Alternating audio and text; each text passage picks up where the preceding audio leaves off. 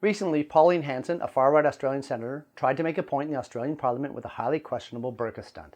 When called by Senate President Stephen Perry to present her question, Hanson unmasked herself dramatically and proceeded to call for a ban of the burqa, citing security concerns to justify the stunt and her position. The point, however, blew up in her face. Senator Hanson. I'm quite happy to remove this because this is not what should belong in this Parliament. Senator Hanson tried to back her burqa ban proposal by citing 13 foiled terrorist incidents and 3 unfortunately successful ones since 2016. 2 innocent Australians lost their lives, along with 1 terrorist perpetrator. 6 others were injured in the attacks. She also used the example that non-Muslim face coverings would not be allowed in banks for security reasons. Regarding banks, very valid points. However, at no point did Senator Hanson make any connection between her terrorism security concerns and the burqa. If a burqa was used by any of the individuals involved in the 16 prevented attacks, and unfortunately in any of the successful ones, then perhaps it might be something to discuss.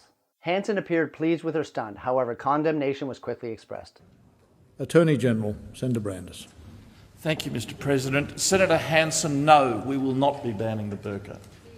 Now, Senator Hanson, I am not going to pretend to ignore the stunt that you have tried to pull today by arriving in the chamber dressed in a burqa when we all know that you are not an adherent of the Islamic faith.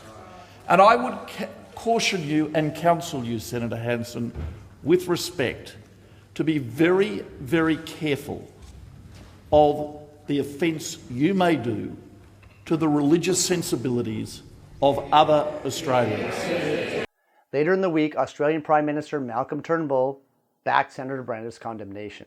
Our best allies, our indispensable allies in the battle against Islamist extremism, against Islamist terrorism, is the Muslim community. We have about 500 million Australians in this country of the Islamic faith, and the vast majority of them are law-abiding, good Australians. And Senator Hanson, it is absolutely consistent with being a good, law-abiding Australian and being a strict adherent Muslim. In the Sharia, a Muslim is required to abide by the law of the land they live in. At no point ever are we permitted to take the law into our own hands. If we want to please the one who is most just, we have to abide by the law.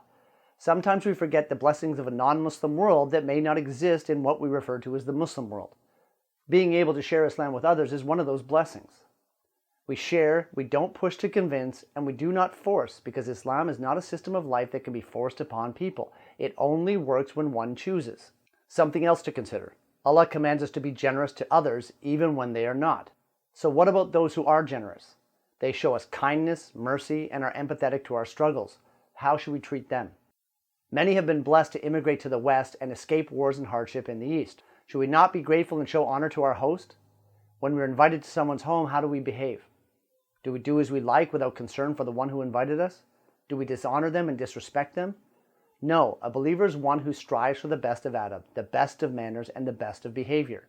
No matter where we live, there will be challenges. As long as we are not forced into sin, we obey the rules that are placed upon us.